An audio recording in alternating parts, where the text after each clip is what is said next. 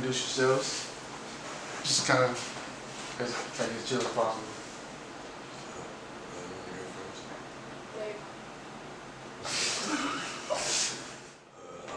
So you just want me to like say my name? Yeah. Okay. Just like a little intro. I'm Cam. I'm from Starkville. I also spent a few years living in Louisiana in a small town called Kinder, about 2,000 people. I go to Mississippi State. I should be a senior, but the way my credits are looking, I'm not a senior. I'm probably gonna be a super senior, but that's okay. Yeah, you do like that. Yeah, and yeah, I'm just here in Starkville trying to get through school so I can move on to something a little bigger. Oh yeah, and I run a brand called Crash Out Company. It's a lot of t-shirts and hoodies. I'm trying to venture off into other things, like really any type of digital artwork or branding I can get my hands on, really. Okay, this is so strange. Okay, I don't know. Okay, just give it a mix. Okay. So my name is Lauren, but a lot of people call me Lola. My brand name is Lola Nicole. I'm a senior. I'm probably still going to be a super senior. I love business, analytics, and fashion overall. I have a brand by the name of Pack Leaders Only. It's basically just, I'm trying to make into a luxury fashion brand, something never seen before, punk, girly, all that type of stuff, anything that you're looking for. Hopefully I wanted you to be able to find it there. Where I'm from, I hate this question because it's a mix of two places, but I'm from Memphis, Tennessee and South Haven, Mississippi. I went to school in Memphis and then I transferred and went to school in South Haven. I don't really consider myself a Mississippi girl, honestly, just because there's a mix of both, and I really don't consider myself a Tennessee girl, so I'm really just me, I'll say. But, yep, that's it. I mean, it's basically the same place though. South Haven. People hate that, but like a lot of people, cause like it depends. Like families, like my grandma, like she worked in Memphis, so like I am from Memphis, but then we moved to South Haven, so like she still was working. Like it is the same place, but a lot of people do be false claiming, but that's a whole other thing. But, I feel like it's the same place if you don't know the difference. yeah. Like if you're in like California and you're from South Haven and somebody asks you where you're from and you say Memphis, I'm not mad at you because like It's right across. yeah, It's like only it's more recognizable. Yeah, it's only like 5 minutes from the border of Tennessee. But if you're like up there and you're from South Haven and you're like, oh, I'm from Memphis, I feel like that's kind of a little different because yeah, that's like me being I don't know, like being from Brooklyn but like saying I'm from Queens. I've never been to New York, so I know that's weird, but it's just like I'm not actually from there. You from somewhere else. yeah, gotcha. But I feel it though. All right. Talk about starting your brand and coming up with ideas. Basically, how did you get the idea? Like you just wake up one morning and be like, I want to start a clothing line. Yeah. So I had something I had to go into it. You want me to go first into that?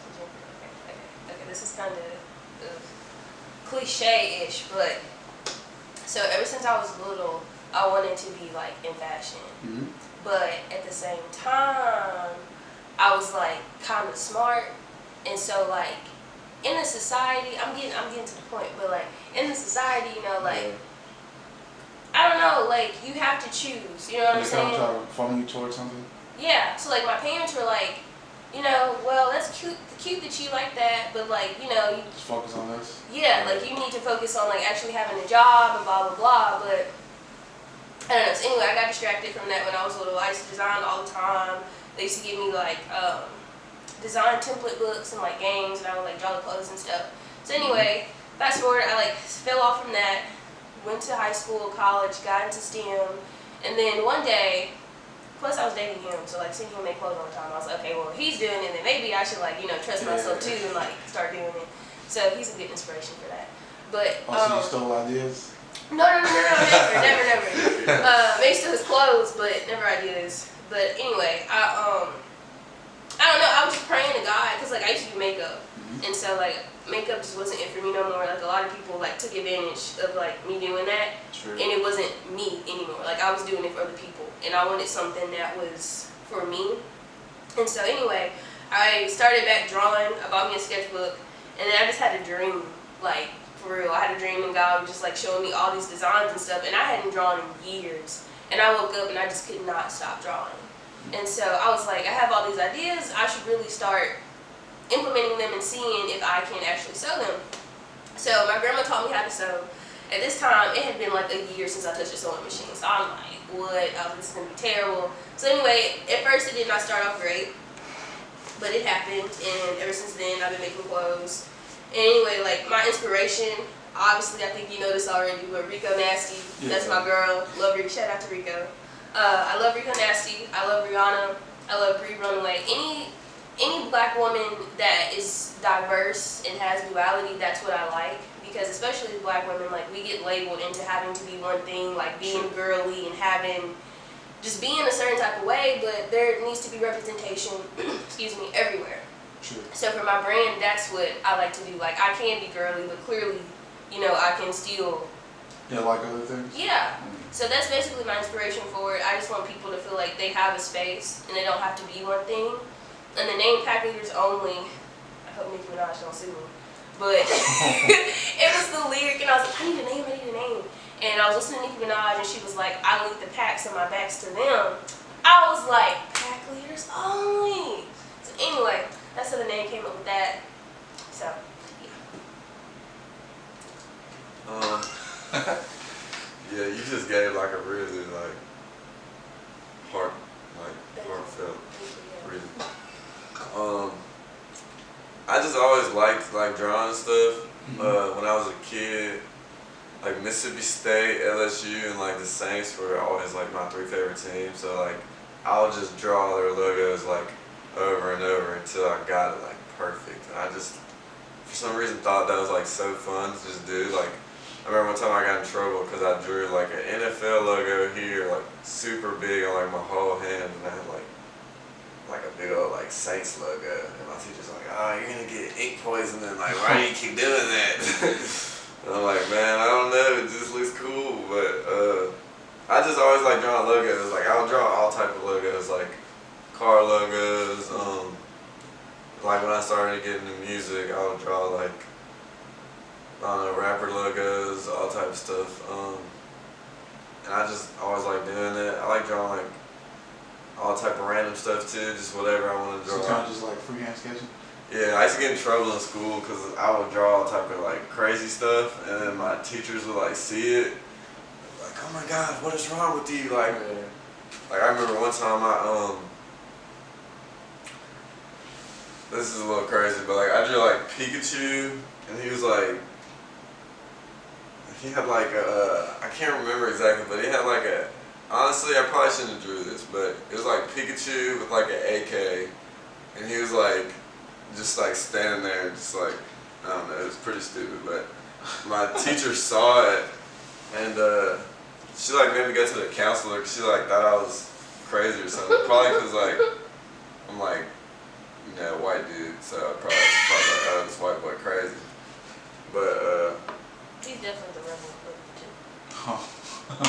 But yeah, so I had to go to like the counselor office, and it was like kind of embarrassing. But I was like, dude, it's just a drawing. Like I'm not crazy or nothing. But so yeah, when I got older, I kind of stopped drawing because I got in high school and it wasn't cool anymore. Yeah, it wasn't cool anymore. Like nobody thought Pikachu with the AK was like cool anymore. I couldn't show that to my friends.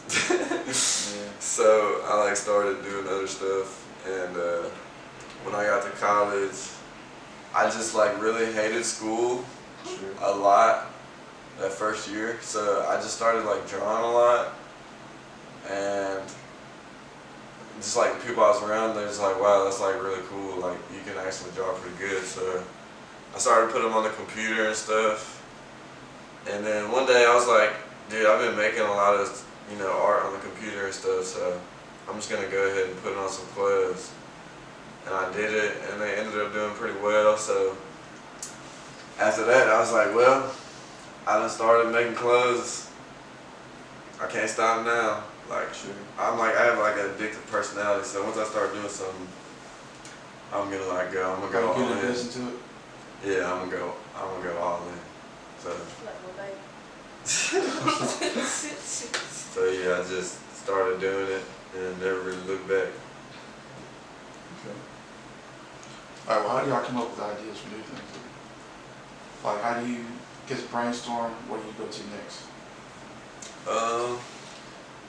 I like music for like inspiration, because I feel like musical artists are some of the most creative people, like in the world. So like just watching maybe music videos, I like watching like weird stuff. Like the most weird it is, like the most it's gonna inspire me. I don't know why, cause like if I watch something that's like somewhat normal, it's not gonna like give me any new That's ideas. kind of bland. Yeah. Yeah, it's kind of bland. Yeah. Like, so like if I watch something crazy, I'm like, dang, that's crazy. Like, I don't know. I just like watching whatever is the most out there, because it'll make me start thinking like really outside the box. Me, I don't know if it's like my engineering brain, but like I study things. Like I know that sounds like crazy, but like I really do. Like my grandma has a really big influence on me because like her era was the 70s. So when I was little, I would listen to like Kool and the Gang, Earth, Wind and Fire, Donna Summer, like all them, Tina Marie, and so like I really just study what I'm looking for. I might chop his name up, but Thierry Mugler, he's like, he's a big fashion designer, and I study old fashion shows. I study everything, even with him. Like I be watching weird stuff with him, old music videos, things of that nature. Even Pinterest, that's like where I get a lot of my creativity from. I make mood boards a lot. That helps me. I'm a visual person too, so like I have to visually see what I'm aiming for. If not, then it's just gonna be a hot mess.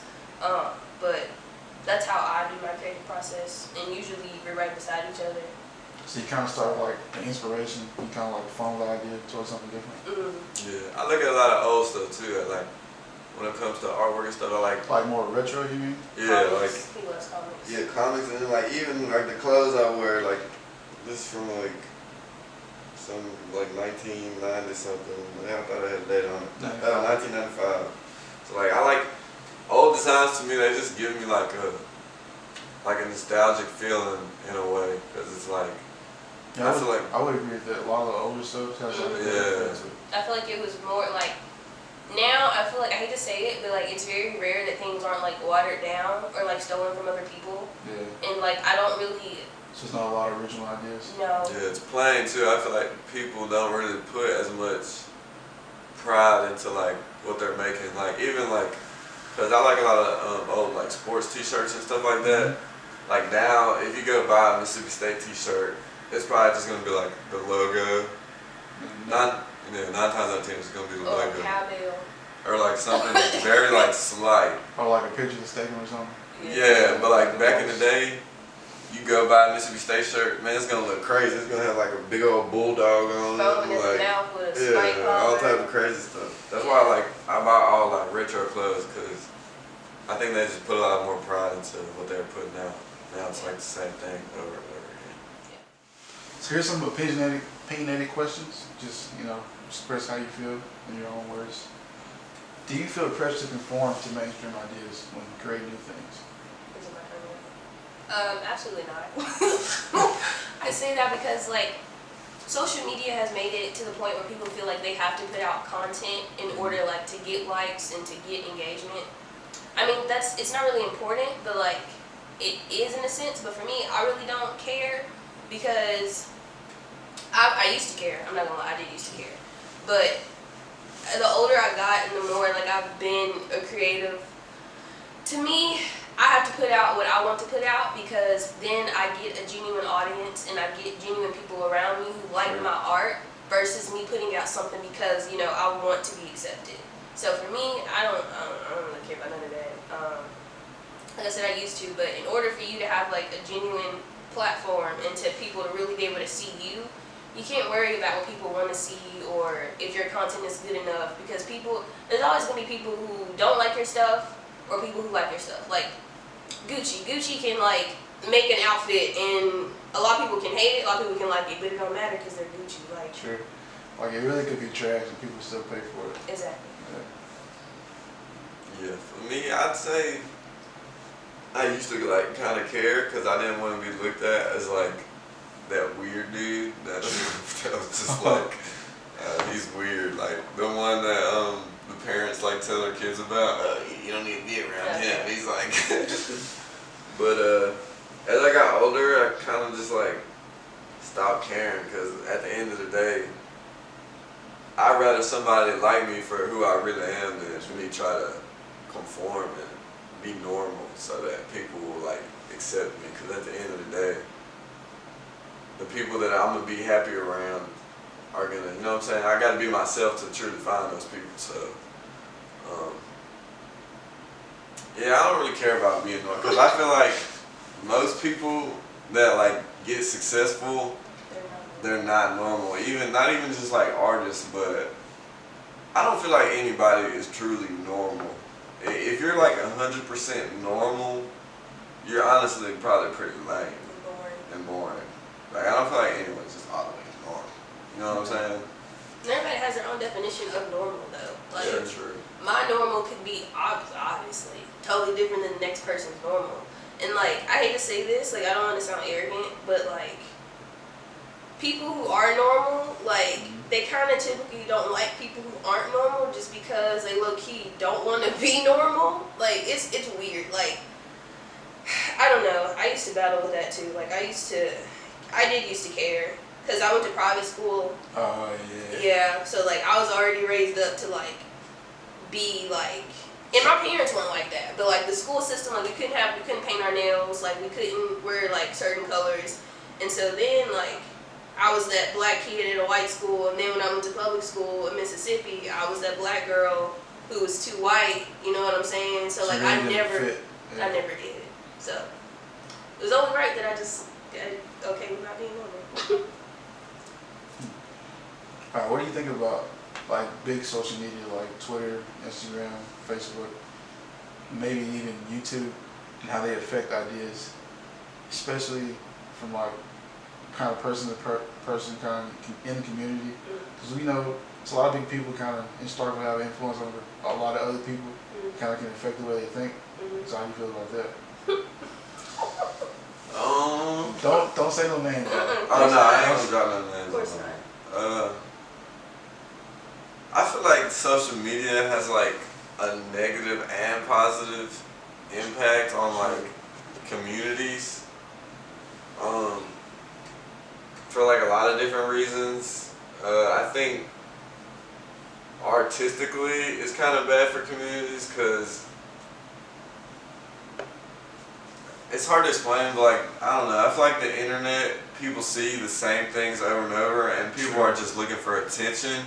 So it's not really about how good of music or art that you make anymore. It's more like, what can you do that's crazy and will get you a bunch of views, you know what I'm saying?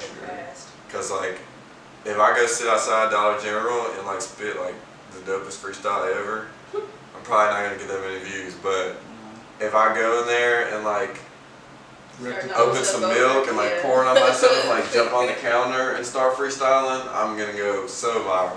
So I feel like, I'm not gonna lie, that stuff is entertaining, but at the end of the day, I think it kind of hurts art. And I think it's kind of, in a way, put a constraint on like modern music and stuff like that, because it's not about how good you are anymore, it's about how many views you can get. And I think locally,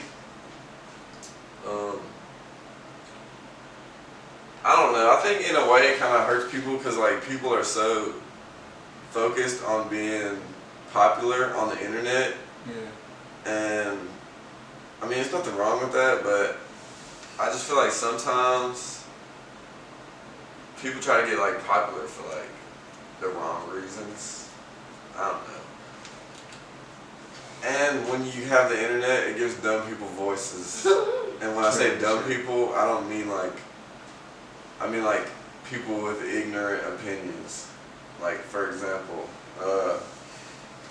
like the whole thing with the Mississippi flag and stuff. How, yeah, that was stupid. How Colin Hill said he wasn't gonna play if they didn't change the flag. and then all the rednecks were like, oh, they're like talking a bunch of crap. To me, like, I feel like if the internet didn't exist, we probably wouldn't hear those opinions because those are people that are just sitting on the couch, probably like at their mom's house or something. So it's like, I don't know, I feel like we'd have to hear less dumb stuff from ignorant people. But at the same time, I guess we get to hear from smart people too sometimes. So, I don't know. So you're saying it's like almost a necessary evil in a way? Yeah, in a way, because it kind of shows you the true intentions of the world. Because, like,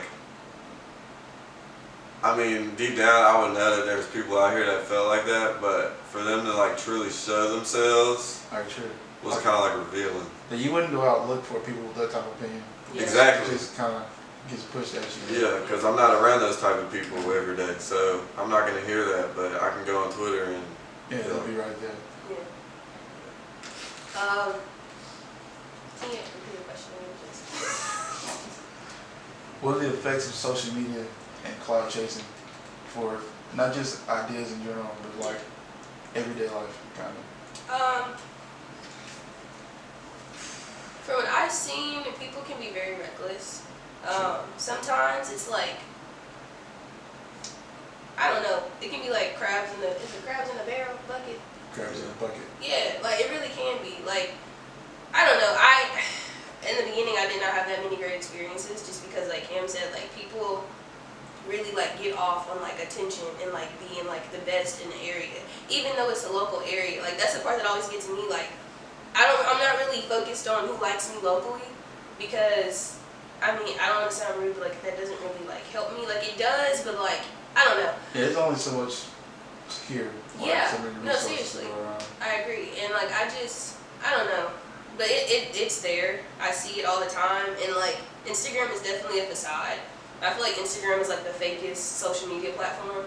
Because like Twitter, people gonna tell you how they feel, like straight up, like, even if you don't like it, you know what I'm saying? But Instagram is likes, and of course Instagram is limiting who you see. So you know what I'm saying? Like you see the same people over and over again. And even with that, it's like, I feel like as humans, we aren't really meant to process so many emotions at once. Like we see so much content throughout the day that we wouldn't see without social media.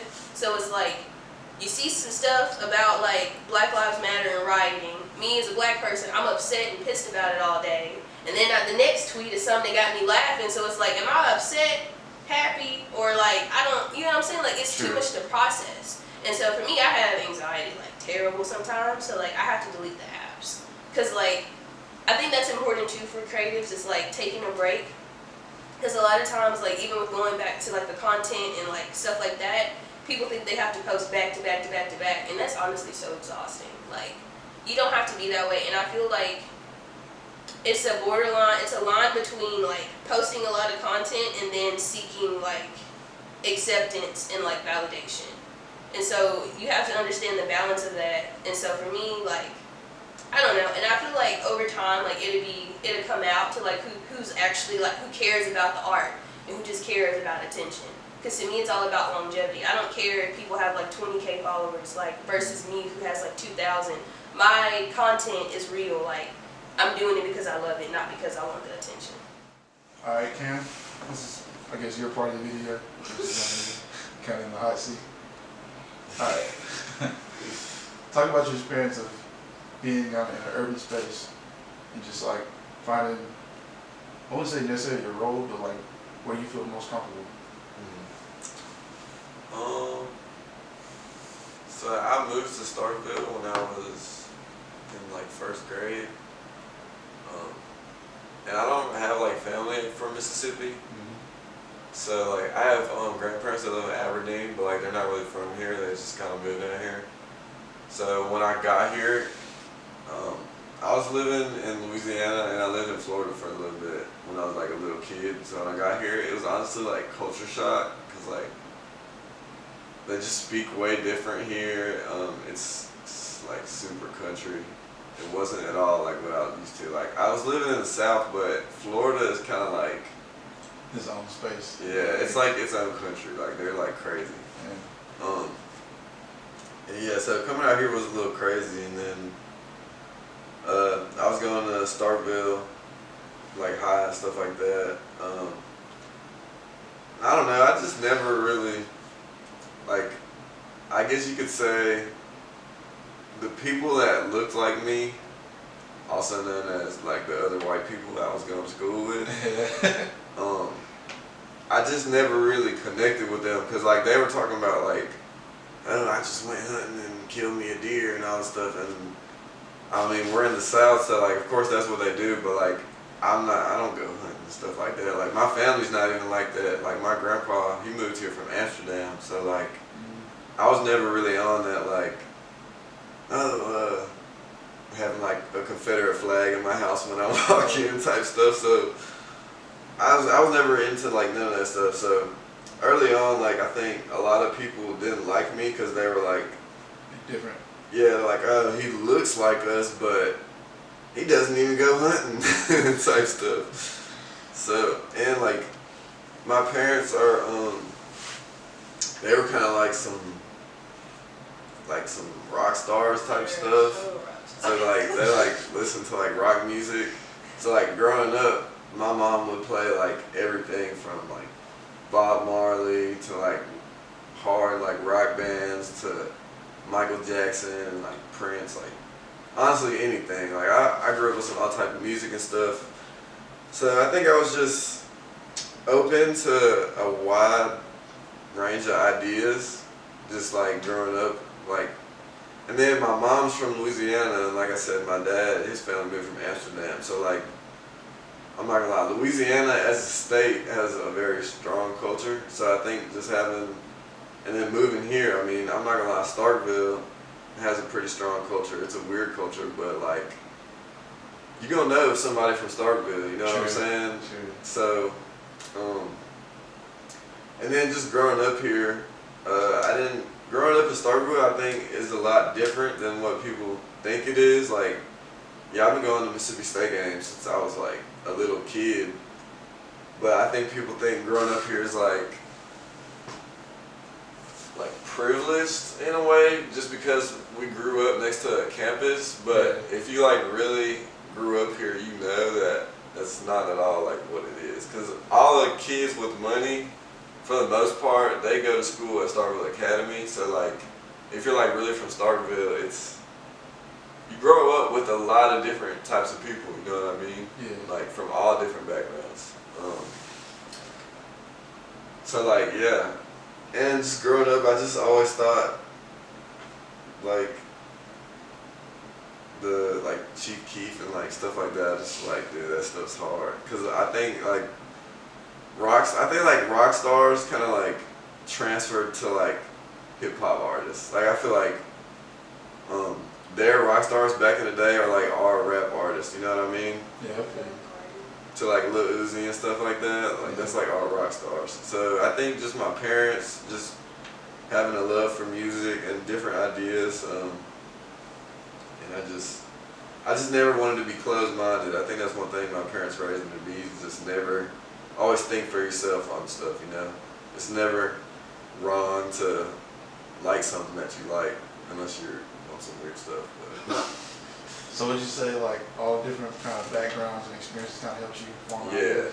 Yeah. I've been around a lot of different like types of people. Like, I mean, I've worked at a store that was owned by a Palestinian man. Like that was like super cool. Yeah, I just grew up around a lot of different types of people, and then even when I moved to Louisiana, it was like a culture shock all over again. Cause yeah, that's a different place. Yeah, like, cause when I went to school in Starkville, it was like probably like 80% black people, and then like maybe like 17% white people, and then like some Asian people and stuff. But then when I went to Louisiana, it was like the complete opposite. It was like 80% white people.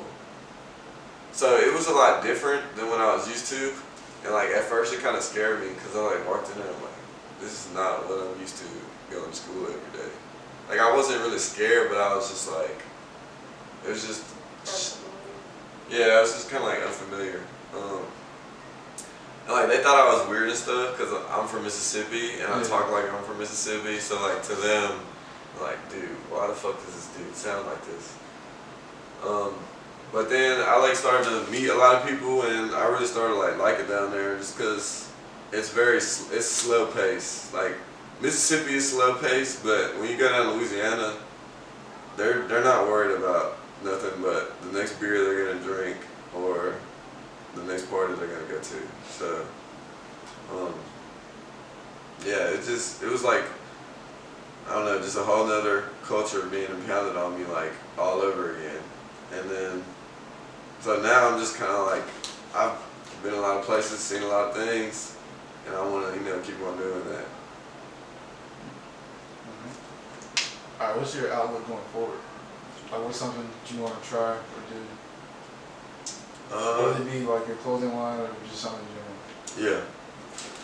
I just want to keep going bigger with the clothes, but I don't want to just go bigger on like a financial level. I just want to like go bigger so I can do more things to like impact more people.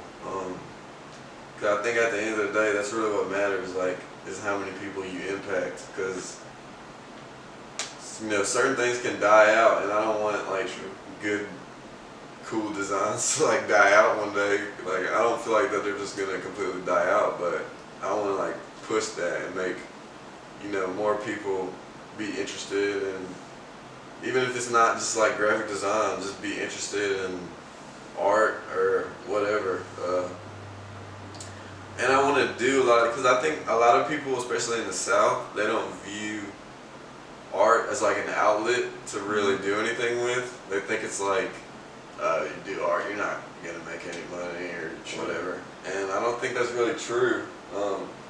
Because like when I grew up in Starkville, people always like would low key tell me like, oh, you can't do this, you can't do that. That's not gonna happen. But I don't think that's true. And I want to help more kids like in the South use that to their advantage, because I think we have a lot of creative people down here, but I think it's somewhat frowned upon to be creative down here. So I think a lot of people don't do it. You know what I'm saying? They I kind agree of, with that.